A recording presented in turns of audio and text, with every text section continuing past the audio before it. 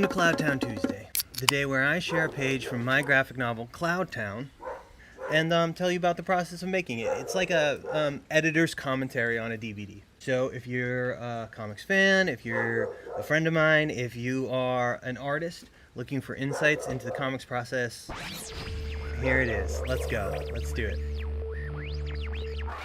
Guys, so this is the end page. This should be a quicker one today. So what you're seeing now is me drawing and thinking about like a traditional end page, ones I've liked in the past.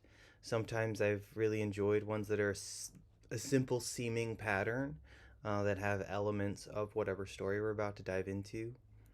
End pages, if you're unfamiliar, are just that last piece of paper in a hardcover book that help glue the cardboard case to the paper of the pages.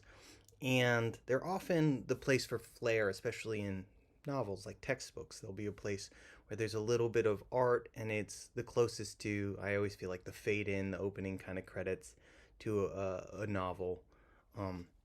So after I got that kind of pattern in there that I was playing with, I thought, well, on the back of Penn's hoodie, there's supposed to be a patch that says whatever forever, or at least that's how I imagined it.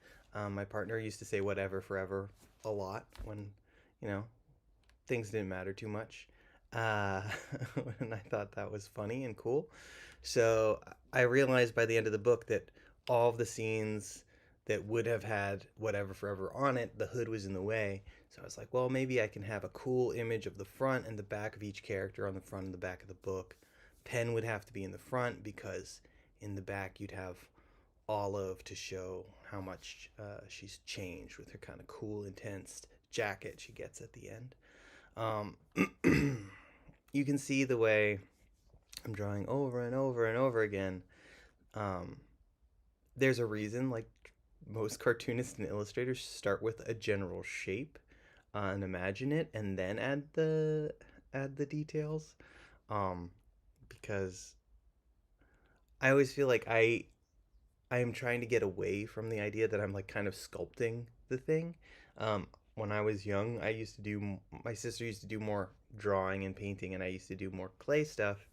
And the truth is that my imagination often works best by iterating and like seeing what I see and then adjusting, which means I spend a lot more miles with my Apple Pencil in this case than strictly necessary. But yeah, that was one idea, but I had some time before I heard they really want to end pages. By the time that happened, I didn't love that idea too much. I ended up settling because, again, I had almost no time left. I only had maybe 2 days to do 6 end pages. So I thought, what if we kind of expanded the world? Because we don't get to see a lot of hurricanes, a lot of the monsters. And I thought of this almost like, like the Pokemon kind of playing card idea where you get to see a bunch of creatures. So for this first end page, I just kind of doodled the first weird monsters that come to mind.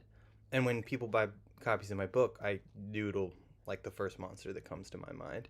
And these are the ones that popped in my head for page 1. After that, I started getting a little repetitive, so I had to get creative in a different kind of way, creative source of inspiration. But that is something we will talk about next week on Cloudtown Tuesday. I am in a rush to go pedicab, so I got to go back to my day job, make some money, so I can draw you guys more comics. Thank you for being here and helping me out.